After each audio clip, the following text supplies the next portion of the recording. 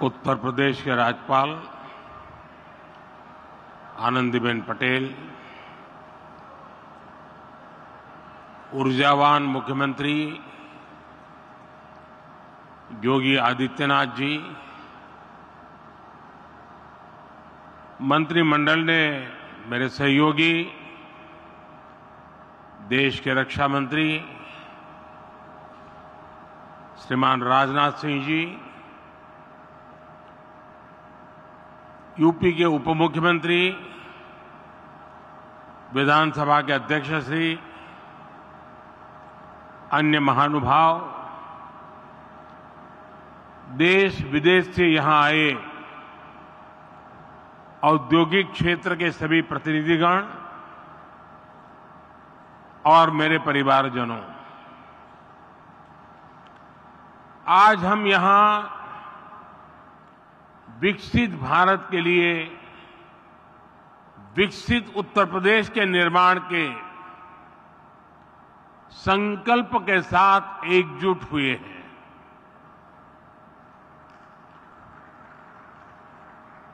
और मुझे बताया गया कि इस समय टेक्नोलॉजी के माध्यम से हमारे साथ यूपी की 400 से ज्यादा विधानसभा सीटों पर लाखों लोग इस कार्यक्रम के साथ जुड़े हुए हैं। जो लोग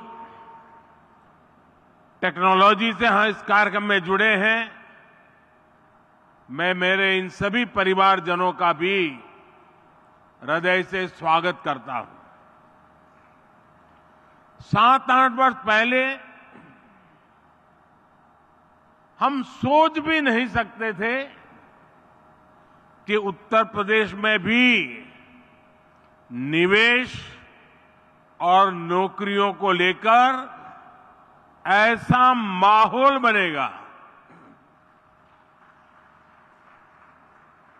चारों तरफ अपराध, दंगे, छीना झपटी, यही खबरें आती रहती थी।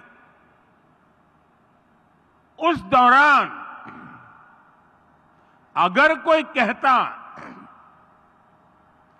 कि यूपी को विकसित बनाएंगे तो शायद कोई सुनने को भी तैयार नहीं होता, विश्वास करने का तो सवाल ही नहीं था। लेकिन आज देखिए, लाखों करोड़ रुपए का निवेश उत्तर प्रदेश की धरती पर उतर रहा है।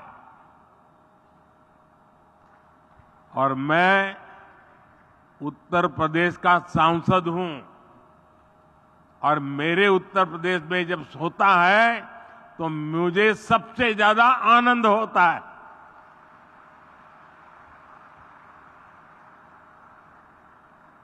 आज हजारों प्रोजेक्ट पर काम शुरू हो रहा है। ये जो फैक्ट्रियां लग रही हैं, ये जो उद्योग लग रहे हैं, ये यूपी की तस्वीर बदलने वाले हैं।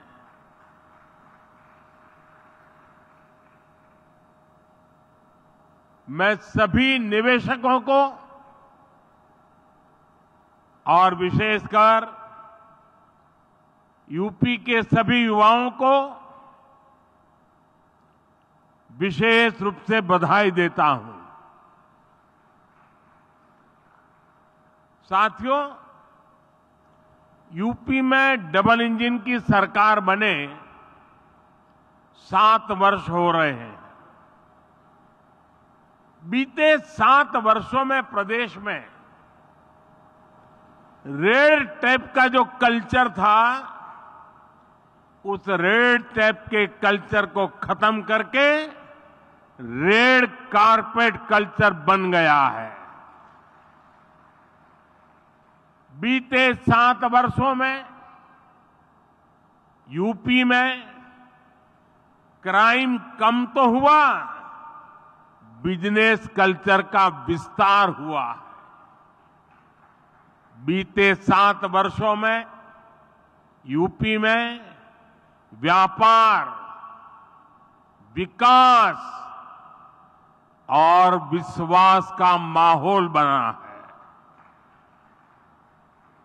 डबल इंजन सरकार ने दिखाया है कि अगर बदलाव की सच्ची नीयत है तो उसे कोई रोक नहीं सकता। बीते कुछ वर्षों में यूपी से होने वाले एक्सपोर्ट अब 2 गुना हो चुका है। बिजली उत्पादन हो या फिर ट्रांसमिशन, आज यूपी प्रशंसनीय काम कर रहा है। आज यूपी वो राज्य है जहां देश के सबसे ज्यादा एक्सप्रेस वे हैं। आज यूपी वो राज्य है जहां देश में सबसे ज्यादा इंटरनेशनल एयरपोर्ट्स हैं। आज यूपी वो राज्य है जहां देश की पहली रैपिड रेल चल रही है। वेस्टर्न डेडिकेटेड फ्रेट कॉरिडोर और ईस्टर्न डेडिकेटेड फ्रेट कॉरिडोर का एक बड़ा नेटवर्क भी उत्तर प्रदेश से होकर गुजरता है। यूपी में नदियों के विशाल नेटवर्क का इस्तेमाल भी मालवाहक जहाजों के लिए किया जा रहा है। इससे यूपी में आवाजाही आसान हो रही है, ट्रांसपोर्टेशन तेज और सस्ता हुआ है। साथियों, आज के इस कार्यक्रम का आकलन मैं सिर्फ निवेश के लिहाज से नहीं कर रहा हूं। यहां आप सभी निवेशकों के बीच जो आशावाद दिख रहा है, बेहतर रिटर्न की जो उम्मीद दिख रही है, उसका संदर्भ बहुत व्यापक है। आज आप दुनिया में कहीं भी जाएं, भारत को लेकर अभूतपूर्व पॉजिटिविटी दिख रही है। 4-5 दिन पहले मैं यूएई और कतर की विदेश यात्रा से लौटा हूं। हर देश भारत की ग्रोथ स्टोरी को लेकर आश्वस्त है, भरोसे से भरा हुआ। आज देश में मोदी की गारंटी की बहुत चर्चा है, लेकिन आज पूरी दुनिया भारत को बेहतर रिटर्न्स की गारंटी मान रही है। अक्सर हमने देखा है कि चुनाव के नजदीक लोग नए निवेश से बचते हैं, लेकिन आज भारत ने ये धारणा भी तोड़ दी है। आज दुनिया भर के इन्वेस्टर्स को भारत में सरकार की पॉलिसी की स्टेबिलिटी पर पूरा भरोसा है। यही विश्वास यहां यूपी में, लखनऊ में भी झलक रहा है। भाइयों और बहनों, मैं जब विकसित भारत की बात करता हूं तो इसके लिए नई सोच भी चाहिए, नई दिशा भी चाहिए। देश में जिस प्रकार की सोच आजादी के अनेक दशकों तक रही, उस पर चलते ये संभव ही नहीं था। वो सोच क्या थी? सोच थी कि देश के नागरिकों का जैसे तैसे गुजारा कराओ, उन्हें हर मूलभूत सुविधा के लिए तरसा कर रखो। पहले की सरकारें सोचती थी कि सुविधाएं बनाओ तो 2-4 बड़े शहरों में नौकरियों के अवसर बनाओ तो कुछ चुनिंदा शहरों में। ऐसा करना आसान था क्योंकि इसमें मेहनत कम लगती थी, लेकिन इसके कारण देश का एक बहुत बड़ा हिस्सा विकास से वंचित रह गया।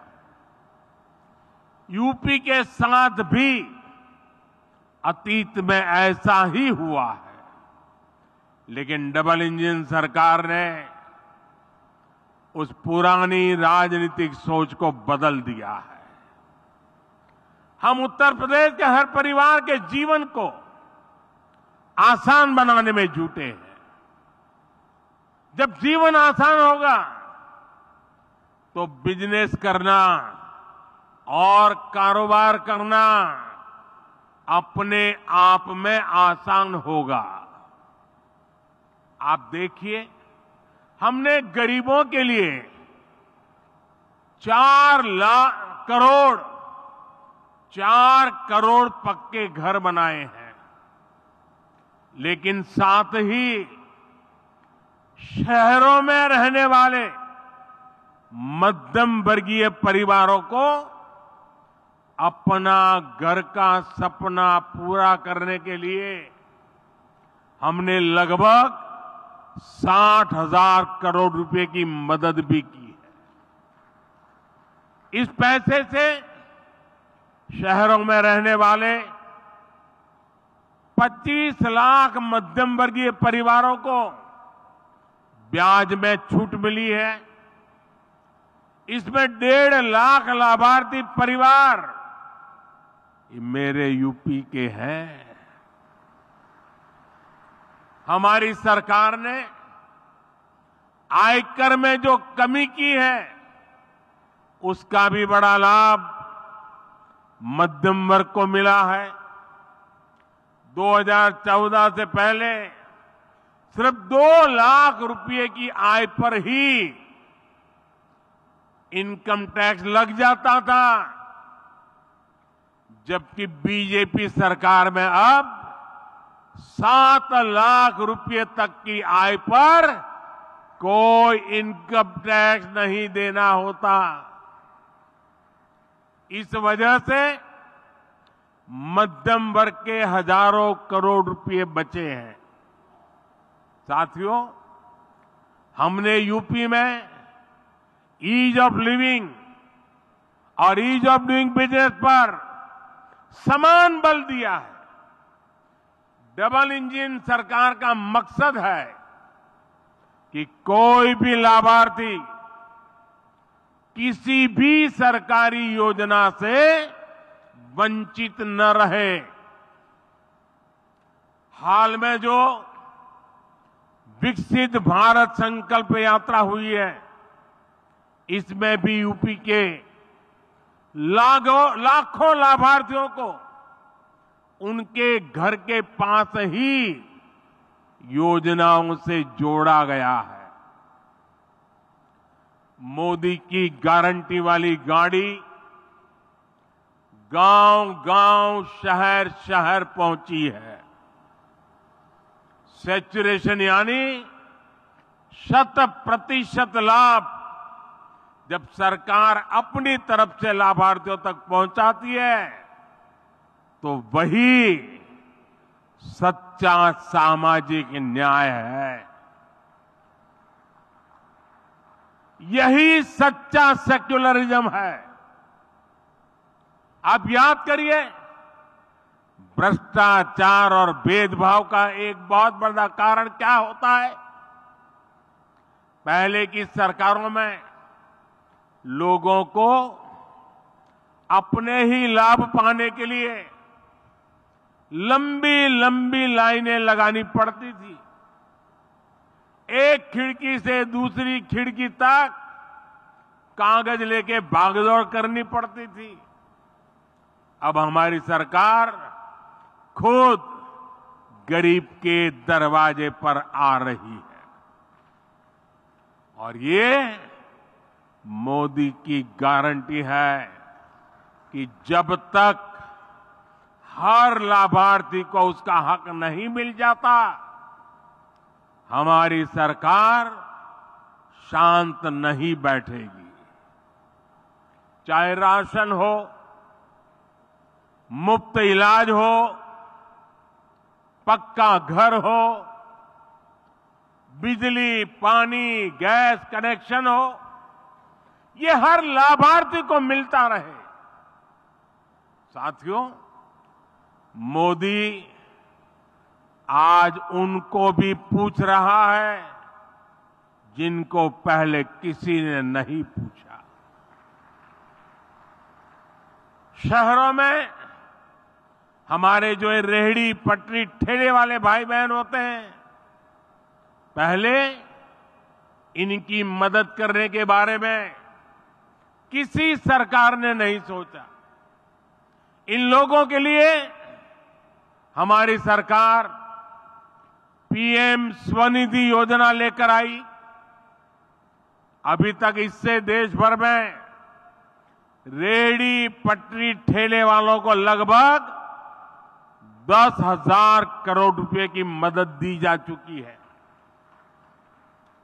यहां यूपी में भी 22 लाख रेहड़ी पटरी ठेले वाले साथियों को इसका लाभ मिला है। पीएम स्वनिधि योजना का जो प्रभाव हुआ है वो दिखाता है कि जब गरीब को संबल मिलता है तो वो कुछ भी कर सकता है। पीएम स्वनिधि योजना के अध्ययन में एक बहुत महत्वपूर्ण बात सामने आई है कि स्वनिधि की सहायता प्राप्त करने वाले साथियों को वार्षिक कमाई में औसतन 23,000 रुपये की अतिरिक्त वृद्धि हुई है। आप मुझे बताइए, ऐसे साथियों के लिए ये अतिरिक्त कमाई कितनी बड़ी शक्ति बन जाती है। पीएम स्वनिधि योजना ने रेहड़ी पटरी ठेले वालों की खरीद शक्ति को भी बढ़ा दिया है। एक और अध्ययन में पता चला है कि स्वनिधि योजना के करीब 75% लाभार्थी दलित, पिछड़े और आदिवासी भाई बहन हैं। इसमें भी लगभग आधी लाभार्थी हमारी बहनें हैं। पहले इन्हें बैंकों से कोई मदद नहीं मिलती थी क्योंकि इनके पास बैंकों को देने के लिए कोई गारंटी नहीं थी। आज इनके पास मोदी की गारंटी है और इसलिए उन्हें बैंकों से भी मदद मिल रही है। यही तो सामाजिक न्याय है जिसका सपना कभी जेपी ने देखा था, कभी लोहिया जी ने देखा था। साथियों, हमारी डबल इंजन सरकार के निर्णय और उसकी योजनाओं से सामाजिक न्याय और अर्थव्यवस्था दोनों को फायदा होता है। आपने लखपति दीदी के संकल्प के बारे में जरूर सुना होगा। बीते 10 वर्षों के दौरान हमने देश भर में 10 करोड़ बहनों को सेल्फ हेल्प ग्रुप से जोड़ा है। इनमें से अभी तक, आप उद्योग जगत के लोग हैं, जरा यह आंकड़ा समझिए, अभी तक 1 करोड़ बहनों को लखपति दीदी बनाया जा चुका है। और अब सरकार ने तय किया है कि कुल 3 करोड़ बहनों को लखपति दीदी बना करके रहेंगे। हमारे देश में करीब 2.5 लाख ग्राम पंचायतें। आप कल्पना कीजिए कि 3 करोड़ लखपति दीदी बनने से हर ग्राम पंचायत में खरीद शक्ति कितनी बढ़ेगी। इसका बहनों के जीवन के साथ साथ ग्रामीण अर्थव्यवस्था पर बहुत सकारात्मक असर पड़ रहा है। भाइयों और बहनों, जब हम विकसित यूपी की बात करते हैं तो इसके पीछे एक और ताकत है। ये ताकत है यहां के एमएसएमईज, यानी छोटे, लघु और कुटीर उद्योगों की ताकत। डबल इंजन सरकार बनने के बाद यूपी में एमएसएमईज का अभूतपूर्व विस्तार हुआ। यहां एमएसएमईज को हजारों करोड़ रुपए की मदद दी गई है। ये जो डिफेंस कॉरिडोर बन रहा है, जो नए इकोनॉमिक कॉरिडोर बन रहे हैं, इनसे भी एमएसएमईज को बहुत लाभ होगा। साथियों, यूपी के करीब करीब हर जिले में कुटीर उद्योगों की एक पुरानी परंपरा है। कहीं ताले बनते हैं, कहीं पीतल की कारीगरी है, कहीं कालीन बनते हैं, कहीं चूड़ियां बनती हैं, कहीं मिट्टी की कलाकारी होती है, कहीं चिकनकारी का काम होता है। इस परंपरा को हम वन डिस्ट्रिक्ट वन प्रोडक्ट, एक जिला एक उत्पाद योजना से सशक्त कर रहे हैं। आज रेलवे स्टेशनों पर भी देखेंगे कि एक जिला एक उत्पाद योजना को कैसे प्रोत्साहित किया जा रहा है, प्रचारित किया जा रहा है। अब तो हम 13,000 करोड़ रुपए की पीएम विश्वकर्मा योजना लेकर भी आए हैं। ये योजना यूपी में परंपरागत रूप से हस्तशिल्प से जुड़े लाखों विश्वकर्मा परिवारों को आधुनिकता से जोड़ेगा। उन्हें अपना कारोबार बढ़ाने के लिए बैंकों से सस्ता और बिना गारंटी का ऋण दिलाने में मदद करेगी। भाइयों और बहनों, हमारी सरकार कैसे काम करती है, इसकी झलक आपको खिलौने बनाने वाले सेक्टर में भी मिलेगी। और मैं तो कांची का सांसद होने के नाते भी वहां बनने वाले लकड़ी के खिलौनों को प्रमोट करता ही रहता हूं। साथियों, कुछ साल पहले भारत अपने बच्चों के लिए अधिकतर खिलौने विदेशों से आयात करते थे। ये स्थिति तब थी जब भारत में खिलौनों की एक समृद्ध परंपरा रही है। पीढ़ियों से लोग खिलौने बनाने में कुशल रहे हैं, लेकिन भारतीय खिलौनों को प्रमोट नहीं किया गया।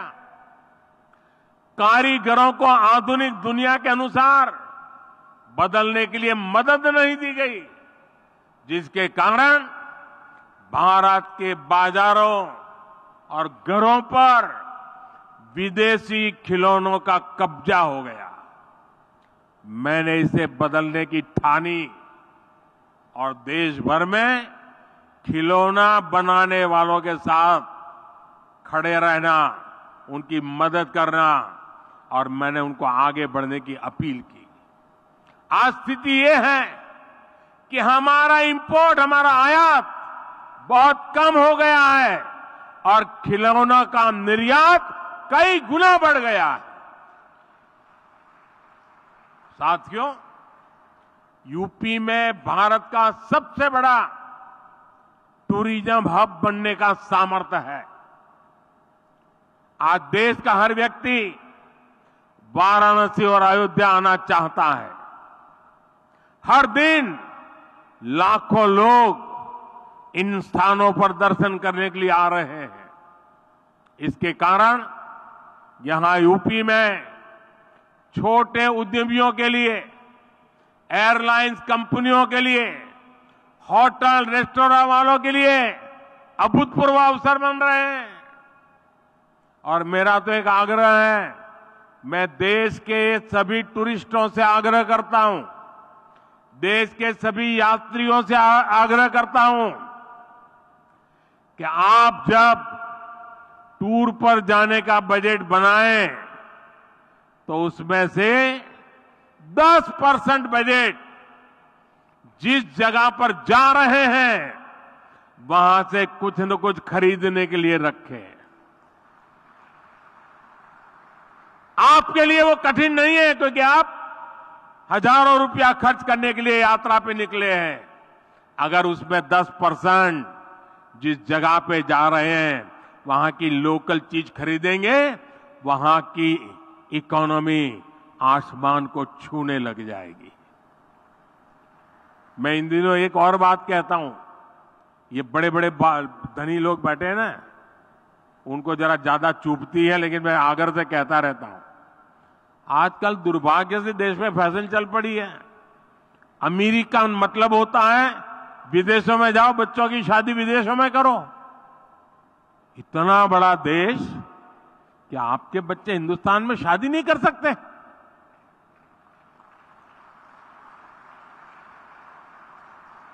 कितने लोगों को रोजगार मिलेगा? और जब से मैंने शुरू किया है मेड इन इंडिया, मुझे चिट्ठियां आ रही है, साहब हमने पैसा जमा कराया था, विदेश शादी करने वाले थे, लेकिन आपने कहा कैंसिल कर दिया है, अब हिंदुस्तान में शादी करेंगे।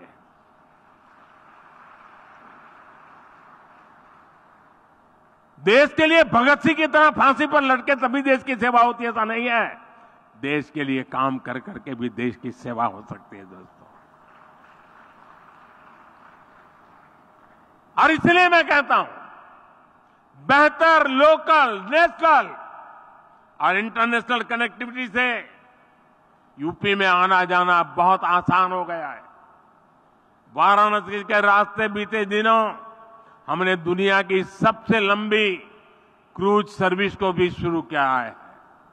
2025 में कुंभ मेले का आयोजन भी होने वाला है। ये भी यूपी की अर्थव्यवस्था के लिए बहुत महत्वपूर्ण होने वाला है। आने वाले समय में टूरिज्म और हॉस्पिटैलिटी सेक्टर में यहां बहुत बड़ी संख्या में रोजगार बनने वाले हैं।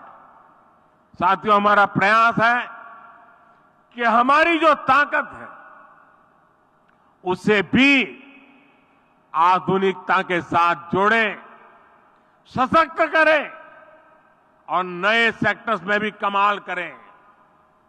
आज भारत इलेक्ट्रिक मोबिलिटी और ग्रीन एनर्जी पर बहुत अधिक फोकस कर रहा है। हम भारत को ऐसी टेक्नोलॉजी में, ऐसी मैन्युफैक्चरिंग में ग्लोबल हब बनाना चाहते हैं। हमारा प्रयास है कि देश का हर घर, हर परिवार सोलर पावर जनरेटर बन जाए। इसलिए हमने पीएम सूर्य घर मुफ्त बिजली योजना शुरू की है। इस योजना के तहत 300 यूनिट बिजली मुफ्त मिलेगी और अतिरिक्त बिजली लोग सरकार को बेच भी पाएंगे। अभी ये योजना 1 करोड़ परिवारों के लिए है। इसमें हर परिवार के बैंक खाते में सीधे 30,000 रुपये से लेकर करीब करीब 80,000 रुपये तक जमा कराए जाएंगे। यानी जो 100 यूनिट बिजली हर महीने जनरेट करना चाहता है उन्हें 30,000 रुपए की मदद मिलेगी। जो 300 यूनिट या उससे अधिक बिजली बनाना चाहेंगे उन्हें करीब 80,000 रुपया मिलेंगे। इसके अलावा बैंकों से बहुत सस्ता और आसान ऋण भी उपलब्ध कराया जाएगा। एक आकलन है कि इससे इन परिवारों को मुफ्त बिजली तो मिलेगी ही, साल में 18,000 रुपये तक की बिजली बेचकर अतिरिक्त कमाई भी कर सकते हैं। इतना ही नहीं, इससे इंस्टॉलेशन, सप्लाई चेन और मेंटेनेंस से जुड़े सेक्टर में ही लाखों रोजगार बनेंगे। इससे लोगों को 24 घंटे बिजली देना, तय यूनिट तक मुफ्त बिजली देना भी आसान हो जाएगा। साथियों, सोलर पावर की तरह ही हम इलेक्ट्रिक वाहन को लेकर भी मिशन मोड पर काम कर रहे हैं। इलेक्ट्रिक वाहनों की मैन्युफैक्चरिंग करने वाले साथियों को पीएलआई योजना का लाभ दिया गया है। इलेक्ट्रिक वाहन खरीदने पर टैक्स में छूट दी गई है। इसी का परिणाम है कि पिछले 10 वर्ष में लगभग 34.5 लाख इलेक्ट्रिक वाहन बिके हैं। हम तेज गति से इलेक्ट्रिक बसें उतार रहे हैं, यानी सोलर हो या फिर ईवी, दोनों सेक्टर्स में यूपी में बहुत संभावनाएं बन रही है। साथियों, अभी कुछ दिन पहले हमारी सरकार को किसानों के मसीहा चौधरी चरण सिंह जी को भारत रत्न देने का सौभाग्य मिला। उत्तर प्रदेश की धरती के बेटे चौधरी साहब का सम्मान करना देश के करोड़ों मजदूर, देश के करोड़ों किसानों का सम्मान है। लेकिन दुर्भाग्य से ये बात कांग्रेस और उसके सहयोगियों को समझ में नहीं आती। आपने देखा होगा कि जब चौधरी चरण सिंह जी के बारे में संसद में बात हो रही थी तो कैसे कांग्रेस के लोगों ने चौधरी साहब के बारे में बोलना तक मुश्किल कर दिया था। कांग्रेस के लोग भारत रत्न पर एक ही परिवार का हक समझते थे, इसलिए कांग्रेस ने दशकों तक बाबा साहब आंबेडकर को भी भारत रत्न नहीं दिया। ये लोग अपने ही परिवार के लोगों को भारत रत्न देते रहे।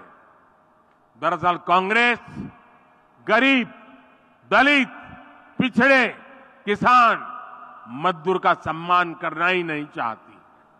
ये उनकी सोच में नहीं है। चौधरी चरण सिंह जी के जीवन काल में भी कांग्रेस ने उनसे सौदेबाजी की बहुत कोशिश की थी। चौधरी साहब ने पीएम की कुर्सी को त्याग दिया पर अपने उसूलों से समझौता नहीं किया। उनको राजनीतिक सौदाबाजी से नफरत थी। लेकिन दुख की बात है कि उनका नाम लेकर राजनीति करने वाले उत्तर प्रदेश के तमाम दलों ने चौधरी साहब की बात को नहीं माना। चौधरी साहब ने छोटे किसानों के लिए जो किया वो पूरा देश कभी नहीं भूल सकता। आज चौधरी साहब से प्रेरणा लेकर हम देश के किसानों को निरंतर सशक्त कर रहे हैं। साथियों, हम देश की खेती को एक नए रास्ते पर ले जाने के लिए किसानों को मदद दे रहे हैं, प्रोत्साहन दे रहे हैं। प्राकृतिक खेती और मिलेट पर फोकस के पीछे भी यही ध्येय है। आज गंगा जी के किनारे यूपी में बहुत बड़े पैमाने पर प्राकृतिक खेती होने लगी है। ये किसानों को कम लागत में अधिक लाभ देने वाली खेती है और इससे गंगा जी जैसी हमारी पावन नदियों का जल भी दूषित होने से बच रहा है। आज मैं फूड प्रोसेसिंग से जुड़े उद्यमियों से भी विशेष आग्रह करूंगा। आपको जीरो इफेक्ट, जीरो डिफेक्ट के मंत्र पर ही काम करना चाहिए। आपको एक ही ध्येय के साथ काम करना चाहिए कि दुनिया भर के देशों के डाइनिंग टेबल पर कोई न कोई made in India food packet जरूर होना चाहिए। आज आपके प्रयासों से ही सिद्धार्थनगर का काला नमक चावल, चंदौली का ब्लैक राइस हो, बड़ी मात्रा में एक्सपोर्ट होने लगा है। विशेष रूप से मिलेट्स यानी श्री अन्न को लेकर एक नया ट्रेंड हम देख रहे हैं। इस सुपर फूड को लेकर इन्वेस्टमेंट का भी ये सही समय है। इसके लिए आपको किसानों को उनकी पैदावार में मूल्य वृद्धि कैसे हो, पैकेजिंग कैसे हो, दुनिया के बाजार में मेरे किसान जो पैदा करता है वो कैसे पहुंचे, इसके लिए आगे आना चाहिए। आज सरकार भी छोटे छोटे किसानों को बाजार की बड़ी ताकत बनाने में जुटी है। हम किसान उत्पाद संघ, एफपीओ और सहकारी समितियों का सशक्त कर रहे हैं। इन संगठनों के साथ आपको वैल्यू एडिशन कैसे हो, आप उनको टेक्नोलॉजिकल नॉलेज कैसे दे सकते हैं, आप उनका माल खरीदने की गारंटी कैसे दे सकते हैं। जितना किसान का फायदा होगा, जितना मिट्टी का फायदा होगा, उतना ही फायदा आपके बिजनेस को भी होगा। यूपी ने तो भारत की रूरल इकोनॉमी, खेती आधारित अर्थव्यवस्था को आगे बढ़ाने में हमेशा बड़ी भूमिका निभाई है। इसलिए इस अवसर का आपको ज्यादा से ज्यादा लाभ उठाना चाहिए। मुझे अपने यूपी के परिवारजनों के सामर्थ्य और डबल इंजन सरकार के परिश्रम पर पूरा विश्वास है। आज जो आधारशिला रखी गई है वो यूपी और देश की प्रगति की आधारशिला बनेगी।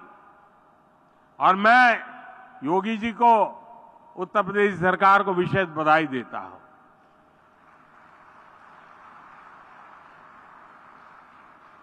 हर हिंदुस्तानी को गर्व होता है जब हम सुनते हैं कि उत्तर प्रदेश ने ठान लिया है कि $1 ट्रिलियन की इकोनॉमी बनाएंगे। मैं देश के सभी राज्यों से आग्रह करूंगा, राजनीति अपनी जगह पे छोड़िए, जरा उत्तर प्रदेश से सीखिए और आप कितने $1 ट्रिलियन की इकोनॉमी अपने राज्य की बनाइए। जरा संकल्प करके आइए ना मैदान में। देश तभी आगे बढ़ेगा उत्तर प्रदेश की तरह हर राज्य बड़े सपने, बड़े संकल्प लेकर के चल पड़े।